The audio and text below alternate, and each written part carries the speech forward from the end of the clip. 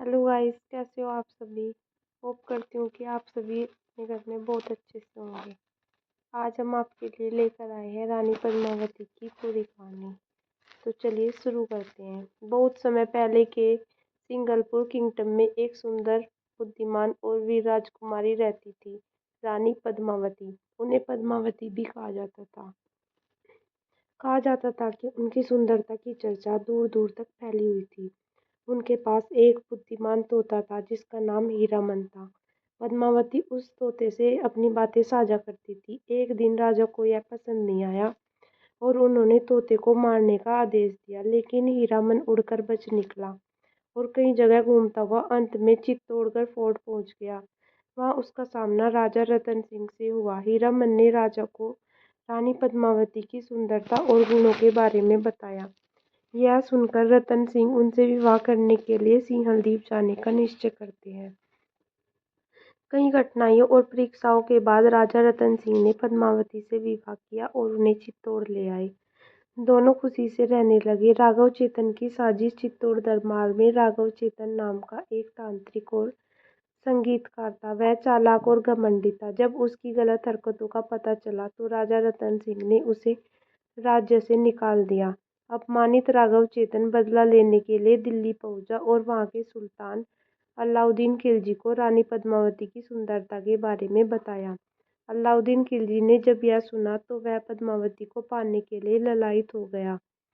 अलाउद्दीन खिलजी विशाल सेना लेकर चित्तौड़ पहुंचा। उसने राजा रतन सिंह से मित्रता का दिखावा किया और रानी पद्मावती को देखने की इच्छा जताई। राजपूत मर्यादा के कारण सीधे दर्शन संभव नहीं थे, इसलिए एक दर्पण के माध्यम से खिलजी को रानी की झलक दिखाई गई, लेकिन खिलजी की लालसा और बढ़ गई। किले से बाहर निकलते समय उसने धोखे से राजा रतन सिंह को बंदी बना लिया और संदेश भेजा कि यदि पद्मावती को भेजा जाए तभी राजा को छोड़ा जाए। गोरा और बादल की वीरता। चित्तौड़ के वीर युद्ध। गोरा और बादल ने एक योजना बनाई। कई पालकियों में सैनिकों को छिपाकर दिल्ली शिविर में भेजा गया, मानो रानी पद्मावती स्वयं आ रही हो। मौका मिलते ही राजपूत सैनिकों ने हमला कर दिया और राजा रतन सिंह को छुड़ा लिया। इस युद्ध में गोरा वीरगति को प्राप्त हुई, जबकि बादल घायल अवस्था में भी लड़ते रहे। अंतिम युद्ध और जौहर। अलाउद्दीन खिलजी क्रोधित हो गया और उसने फिर से चित्तौड़ किले को घेर लिया। लंबे समय तक युद्ध चलता रहा। अंततः स्थिति ऐसी हो गई कि किले का बचना मुश्किल लगने लगा। तब रानी पद्मावती ने चित्तौड़ की महिलाओं के साथ जौहर करने का निर्णय लिया। हजारों महिलाओं ने अग्निकुंड में कूदकर अपने सम्मान की रक्षा के लिए प्राण त्याग दिए। इसके बाद राजा रतन सिंह और राजपूत योद्धाओं ने केसरिया पहनकर अंतिम युद्ध लड़ा और वीरगति प्राप्त की। कहानी का महत्व। रानी पद्मावती की कथा भारत में साहस, सम्मान और बलिदान का प्रतीक मानी जाती है। हालांकि इतिहासकारों में इस बात पर मतभेद है कि यह पूरी तरह ऐतिहासिक घटना थी या साहित्यिक कथा, क्योंकि इसका सबसे प्रसिद्ध वर्णन पद्मावत में मिलता है, जिसे मलिक मोहम्मद जायसी ने लिखा था।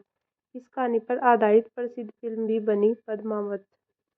आपको यह कहानी कैसी लगी हमें कमेंट बॉक्स में ज़रूर बताएं और ऐसी और कहानियाँ देखने के लिए हमारे चैनल को सब्सक्राइब करें। Thank you.